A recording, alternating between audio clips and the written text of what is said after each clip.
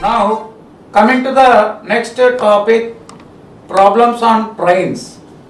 రైళ్లపై సమస్యలు. మరి ఇది time and distance sub topic. Question number 2, a speed of 14 meters per second is same as, reverse లో వచ్చింది question. 14 metre per second వేగాన్ని kilometre per hour లోకి మార్చండి. మరి 14 మీటర్ పర్ సెకండ్ అనేటటువంటి చిన్న ప్రమాణాన్ని పెద్ద ప్రమాణంలోకి మార్చాలి అంటే దేంతో గుణించాలి? ఇంటూ 18/5 తో గుణించాలి. So 14 into 18/5 kilometres per hour. ఇక్కడ 14 ఇంటూ 18 వెంటనే రఫ్ వర్క్ వేయకండి. ఒక చిన్న లాజిక్ చెప్తాను వినండి. కింద 5 ఉందా? ఆన్సర్ పాయింట్ లోకి వెళ్ళింది. ఇక్కడ 18 ఉందా? 18 దేని యొక్క గుణిజం? 18 9 యొక్క గుణిజం. 18 is a multiple of 9. 28 2 + 8 10, not a multiple of 9. 4 6 6 16, not a multiple of 9. 7 0 7, not a multiple of 9. 5 + 4 9. Answer is third option. So ఈ టెక్నిక్ అనేది మ్యాథ్స్ విద్యార్థుల కంటే నాన్ మ్యాథ్స్ విద్యార్థులకి బాగా ఉపయోగపడుతుంది. ఎందుకు అంటే మ్యాథ్స్ విద్యార్థులకు ఈ సింప్లిఫికేషన్ మీద ఫాస్ట్నెస్ ఉంటుంది. 14 18 అనగానే టక్మని చెప్పేస్తారు. కానీ మనం 14 18లో టక్మని చెప్పలేని సమయంలో ఇలాంటి చిన్న చిన్న లాజిక్స్ వాడుకోవాలి. ఆప్షన్ ఎలిమినేషన్ మెథడ్ అనేది చాలా చాలా పవర్ఫుల్ షార్ట్ కట్. అది ఓకే కదా? అర్థమైంది కదా? 18 9 2 18 అంటే ఈ మొత్తం కూడా 9 గుణిజం. 9 గుణిజం ఆప్షన్స్ లో ఎన్ని ఉన్నాయి? ఒకటే ఉంది. అదే నా సమాధానం. Okay, next question number 3. A man sitting in a train is counting the pillars of the electricity. The distance between two pillars is 60 meters and the speed of the train is 42 kilometers per hour. In 5 hours, how many pillars will he count? ఒక రైల్లో కూర్చున్నటువంటి వ్యక్తి electric స్తంభాలను లెక్కిస్తున్నాడంట. 2 స్తంభాల మధ్య, ప్రతి 2 స్తంభాల మధ్య దూరం 60 మీటర్లుగా ఇవ్వబడింది. ఆ రైలు యొక్క వేగం 42 కిలోమీటర్స్ పర్ అవర్గా ఇవ్వబడింది. 5 గంటల ప్రయాణంలో ఆ వ్యక్తి ఎన్ని స్తంభాలు లెక్కిస్తాడు? మీరు ఎల్సిఎం అండ్ హెచ్సిఎఫ్ కాసాగు గాసాబాలో గంటలు మ్రోగును అనేటటువంటి ఒక మోడల్ ఉంది. Bells ringing, the number of times they tolled together అని చెప్పి ఒక మోడల్ ఉంటుంది. అక్కడ ఏంటంటే స్టార్టింగ్ రింగ్ కూడా కౌంట్ చేసుకుని ఆన్సర్కి +1 చేయాలి. ఫైనల్గా వచ్చిన ఆన్సర్కి +1 చేయాలి. ఎందుకు అనేది ఇక్కడ నేను క్లియర్గా ఎక్స్ప్లెయిన్ చేస్తున్నాను, చూడండి. దాని తర్వాత ఫార్ములాకి వెళ్దాం. ఇక్కడ చూడండి, అసలు 2 పిల్లర్స్ ఉన్నాయి. ఇక్కడ ఒక పిల్లర్ ఉంది, ఇక్కడ ఒక పిల్లర్ ఉంది, ఇక్కడ ఒక పిల్లర్ ఉంది, ఇక్కడ ఒక పిల్లర్ ఉంది, ఇక్కడ ఒక పిల్లర్ ఉంది. ఇక్కడ నుంచి ఇక్కడికి 2 పిల్లర్స్ మధ్య దూరం ఒక 60 మీటర్లు. మళ్ళీ ఇక్కడ నుంచి ఇక్కడికి 60 మీటర్లు, ఇక్కడ నుంచి ఇక్కడికి 60 మీటర్లు, ఇక్కడ నుంచి ఇక్కడికి 60 మీటర్లు. ఓకేనా? ఇప్పుడు నేను మొదటి 60 మీటర్లు మాత్రమే ప్రయాణించాను. మొదటి 60 మీటర్లు ప్రయాణించినప్పుడు నాకు 2 స్తంభాలు కనిపిస్తాయి. ఏంటండి అంటే ఈ మొదటి స్తంభం ఎక్స్ట్రా. ఓకేనా? తర్వాత ఇంకొక 60 మీటర్లు ప్రయాణించినప్పుడు 3 స్తంభాలు కనిపిస్తాయి. అంటే 1 పార్ట్ కి 2 పిల్లర్స్, 2 పార్ట్స్ కి 3 పిల్లర్స్, 3 పార్ట్స్ కి 4 పిల్లర్స్, 4 పార్ట్స్ కి 5 పిల్లర్స్. అంటే ఈ రకంగా స్టార్టింగ్ పిల్లర్ ఎక్స్ట్రా కౌంట్ చేయాలి. ఇప్పుడు నేను అలా 300 మీటర్లు వెళ్ళానండి. 300 మీటర్లు అంటే ఎన్ని పార్ట్స్ అవుద్ది అంటే 560 చేస్తే 5 సార్లు వెళ్ళినట్టు, 5 పార్ట్స్. అప్పుడు ఆన్సర్ +1 ఎన్ని పిల్లర్స్? 6 పిల్లర్స్ అని చెప్తాను. కాన్సెప్ట్ అర్థమైంది కదా. ఇప్పుడు ఆ ఇచ్చినటువంటి వేగాన్ని మీటర్ పర్ సెకండ్ లోకి మార్చుకోవాలి. ఎందుకు అంటే ఇది ఎందులో ఉంది 60 మీటర్స్ అన్నాడు, ఓకేనా. ఇదేమో 5 అవర్స్ అన్నాడు, అదేమో 42 కిలోమీటర్స్ పర్ అవర్ అన్నాడు. అయితే ముందు మనం కిలోమీటర్ పర్ అవర్ అవర్స్ నుంచి టోటల్ డిస్టెన్స్ కిలోమీటర్లో కనుక్కొని దాని మీటర్లోకి మారుతాం, ఓకేనా. So distance is equal to time into speed is the formula. ఇక్కడ టైము 5 అవర్స్, డిస్టెన్స్ స్పీడ్ 42, ఓకేనా. మరి 5 ఇంటూ 42 సింప్లిఫై చేస్తే 210 కిలోమీటర్లు వచ్చిందండి. ఈ 210 కిలోమీటర్ని మనం 210 ఇంటూ 1000 మీటర్స్ గా రాసుకోవచ్చు, ఓకేనా.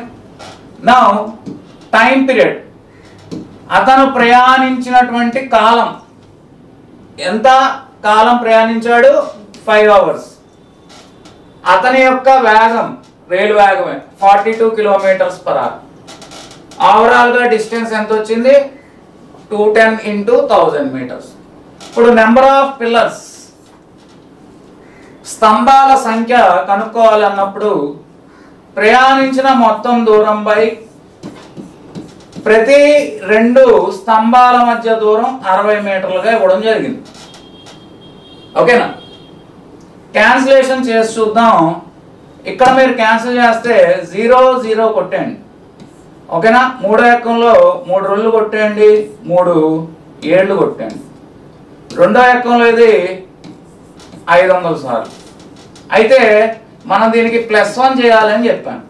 ఎందుకు +1 చేయాలి? ఇందాక చాలా క్లియర్గా ఎక్స్ప్లెయిన్ చేశాను మీకు. ఫైనల్ ఆన్సర్కి +1 చేయాలి. సో ఏమైందంటే ఇక్కడ 7 5s are 3500. 3500కి +1 చేస్తే మీకు వచ్చేది 3501. So 3501 is our required answer that is given in the first option. Okay, coming to the 10th question. A train 132 meters long passes a telegraph pole in 6 seconds. Find the speed of the train. మళ్ళీ model 1 లోకి వచ్చాం. ఇందాక రైలు పొడవు అడుగుతున్నాడు, ఇప్పుడు రైలు వేగం అడుగుతున్నాడు. రైలు వేగానికి సూత్రం ఏంటి? క్వశ్చన్ మళ్ళీ చదువుతున్నాను. ఒక రైలు పొడవు 132 మీటర్లు, అది ఒక స్తంభాన్ని 6 సెకండ్లో దాటితే దాని యొక్క వేగం కిలోమీటర్ పర్ అవర్ లో ఎంత? సో వేగానికి సూత్రం ఏంటి? వేగం is equal to distance by time.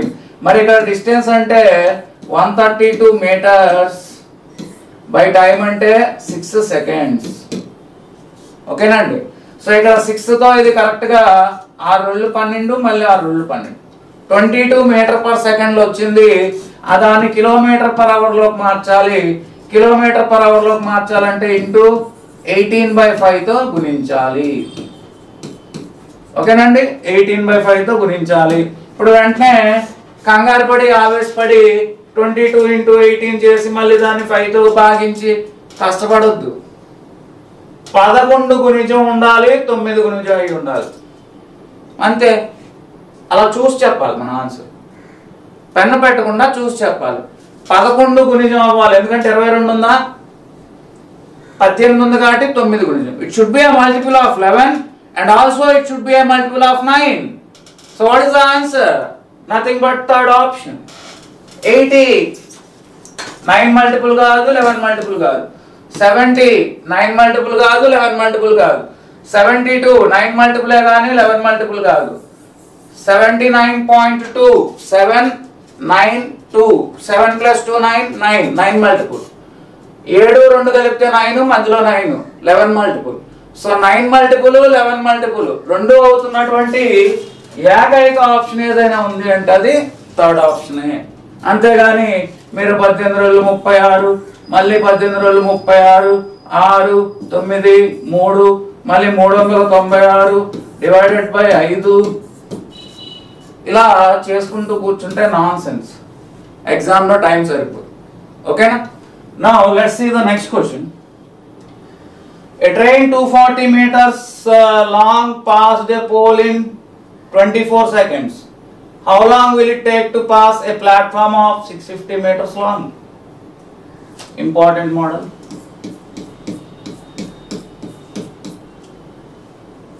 ఇవన్నీ న్యూ ఆర్ఎస్ అగర్వాల్ క్వశ్చన్స్. దీని సొల్యూషన్ అందులో ఉంది, కానీ ఎక్స్ అనుకొని చేశాడు. బట్ మనం వితౌట్ ఎక్స్ చేయాలి. ఎక్స్ అనే వేరియబుల్ ఇంతవరకు మనం ఎక్కడా కూడా ఎక్స్ అనే వేరియబుల్ తీసుకోవడం లేదు. సో ఎప్పుడైతే మీరు ఎక్స్ని అవాయిడ్ చేస్తారో, ఆ వేరియబుల్ అనేది తీసుకోకుండా చేస్తారో, షార్ట్ కట్ వచ్చేస్తుంది, షార్ట్ మెథడ్ వచ్చేస్తుంది, ఆన్సర్ తొందరగా వచ్చేస్తుంది. చూడండి, a train 240 meters long passed a pole in 24 seconds. How long will it take to pass a platform of 650 meters long? మొదటి సందర్భంలో ఒక రైలు ఎంత పొడవు ఉంది? 240 మీటర్ల పొడవు ఉంది. అది ఒక స్తంభాన్ని దాటింది.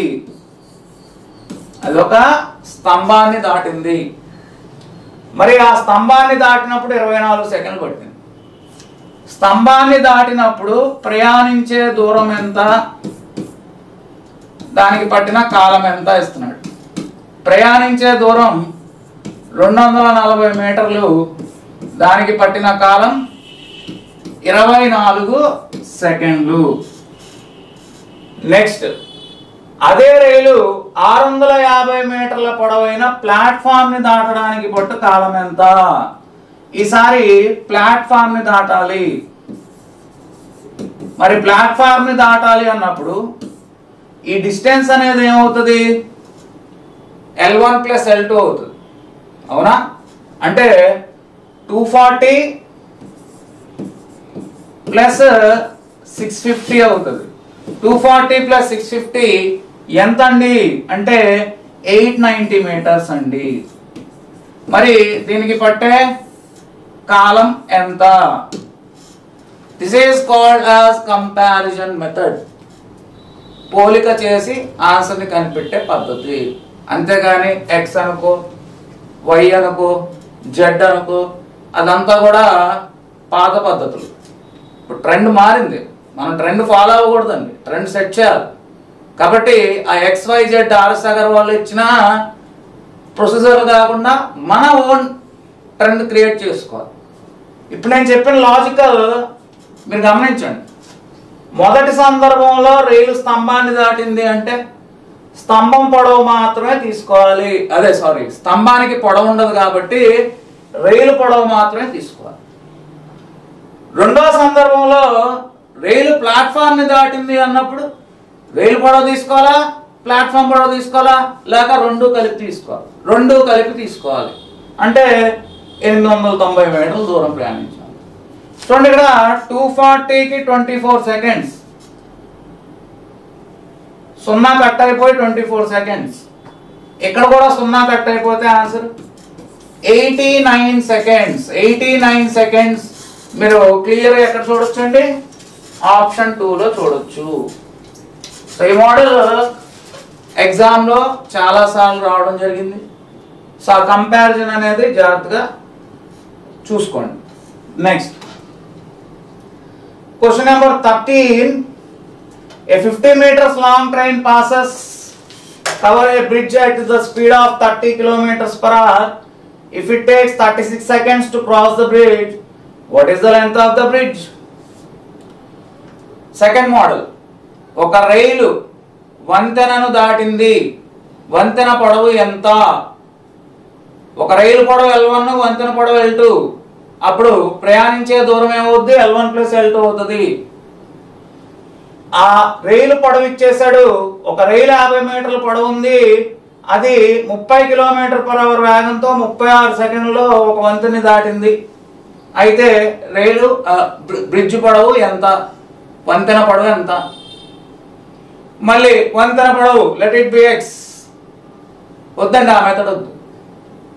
మనకేం తెలుసు అంటే డిటిఎస్ అంతే, డిటిఎస్ తప్ప నాకేం రాదు. డి అంటే distance, time into speed.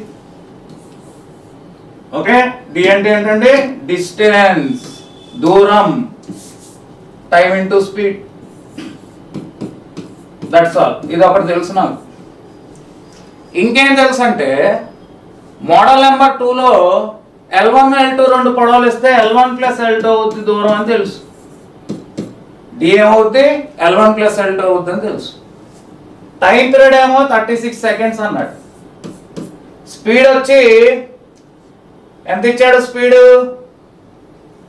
a bridge at the speed of 30 km/h అన్నాడు. km/h meters/second లోకి మార్చాలంటే ఇంటూ 5 18 చేయాలి. ఓకేనా? సో ఇక్కడ 18 2s are 36.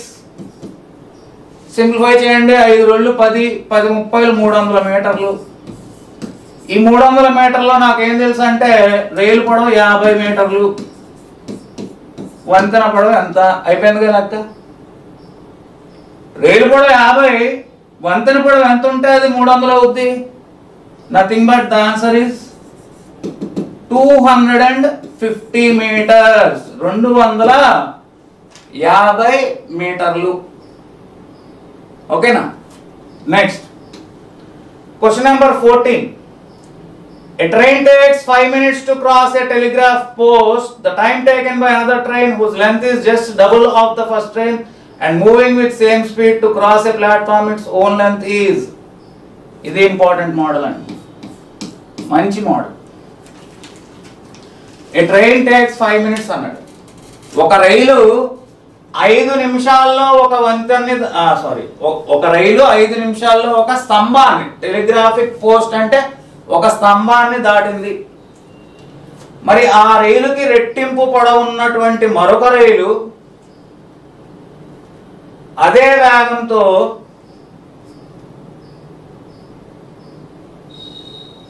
ఆ రైలు పొడవుకి సమానంగా ఉన్నటువంటి ప్లాట్ఫామ్ ని దాటడానికి పట్టుకాలం ఎంత? క్వశ్చన్ అర్థం చేసుకోండి. ఫస్ట్ ఒక రైలు ఉంది, అది ఒక స్తంభాన్ని 5 నిమిషాల్లో దాటింది. నెక్స్ట్ ఇంకో రైలు ఉంది, అంటే ఫస్ట్ రైలు పొడవు L1 అనుకోండి, ఇప్పుడు ఇంకో రైలు పొడవు ఏమైంది 2L1. ప్లాట్ఫామ్ పొడవు ఏమైంది, ఈ రెండో రైలు పొడవు ఎంత ఉందో ప్లాట్ఫామ్ పొడవు కూడా అంతేనంట. రెండవ రైలు దానికి సమాన పొడవు కలిగిన ప్లాట్ఫామ్ ని దాటడానికి పట్టుకాలం ఎంత అనేది క్వశ్చన్. ఫస్ట్ రైలు పొడవు L1, సెకండ్ రైలు పొడవు 2L1, ప్లాట్ఫామ్ పొడవు 2L1. ఫస్ట్ రైలు L1 దాటడానికి 5 నిమిషాలు పడితే మరి రెండో సందర్భంలో పట్టుకాలం ఎంత?